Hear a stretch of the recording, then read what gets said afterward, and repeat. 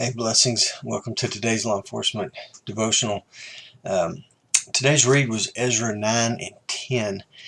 And I'm going to tell you right off the bat, today when I got done with the read, I was left with a little bit of confusion.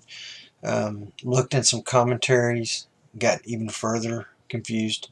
So I'm going to tell you both sides of the argument at the end of Ezra, and it's also going to be at the end of Nehemiah, because these two books are very similar and they end the same way. And I know this, I studied this earlier in the year and was pretty well convinced uh, of what I had heard in a seminary class, and I believed it. But reading the commentaries, they are opposite arguments for this. So let's get into it real quickly. Ezra 9 and 10, the people have gone back to Jerusalem. And yesterday's read in Ezra was really good.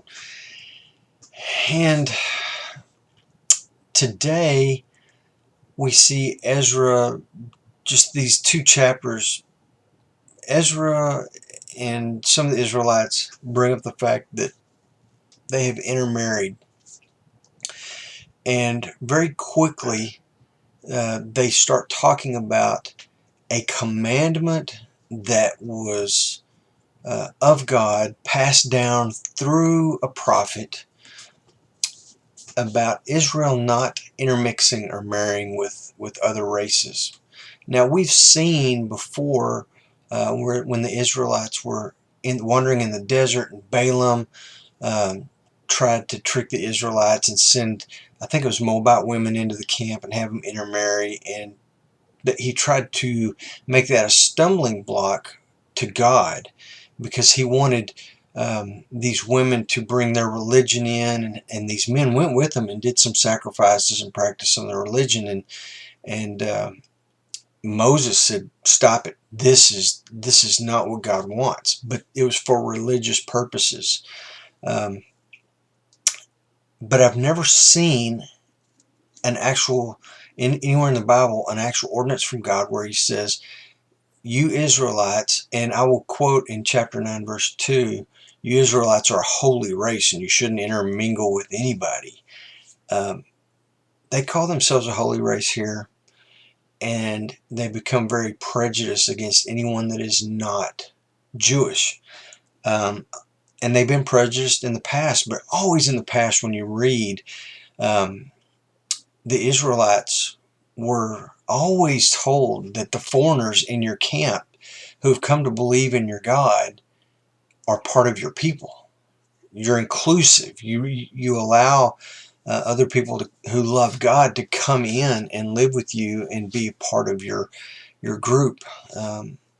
Some of the greatest stories in the Bible, the centurion of great faith who built the Jewish temple, but was not a Jew, but loved the Jewish people. And there are just so many stories where King Artaxerxes paved this way for them to go back to Jerusalem. He wasn't a Jew, but anyway, they get really caught up in this, and I think it becomes a stumbling block for them. And that's what I learned in a class, and we did some extensive study. And at the end of Ezra and at the end of Nehemiah, the Israelites are sending people away and not including them in the worship of God, which is completely contrary to what God has called us to as far as being image bearers and populating the earth with His image bearers, and reigning over the entire earth with what God has told us and commanded us, with His rules, to live the way that He has called us to live. That's what God's called us to, not to turn other people away and be, so exclusive that we won't let anybody else in. Now, we believe, even more so now as Christians, that the only way to God is through Jesus Christ. But we go out and try and evangelize the world to come to that understanding and that knowledge, that they can have faith and believe that so that they can gain salvation. We don't say, no, you're not a Christian. You can't. We're not even going to tell you about him. We don't want you to know about him. You have no part with us. And that's what the Jews and the Israelites do. They kick people out and they say, you have no part of us. Even the ones who are married and have children say, hey, get rid of them. They're not Jews. They don't deserve it. Now, a lot of the commentaries will tell you that this was a success, that the Israelites preserved their bloodline, if you will, and they remained pure. Well, that's an argument. That's one side of the argument. Again, I would tell you both. I tend to believe that the way Ezra and Nehemiah end, these are not success stories. These are stories to show us their failure in that they did not allow other people to come in and know who God was, and they became very exclusive and considered themselves a holy race and became very prejudiced against the rest of the world. Now, with that being said, I don't hate or have any animosity towards Jews. I love Jews. The Jewish people, Jesus was a Jew, and they are God's chosen people. They are a royal, a holy nation. They're not called a holy race. God calls them a holy nation, a nation of priests, so that they can go out and evangelize to the rest of the world, not so they can keep it into themselves. So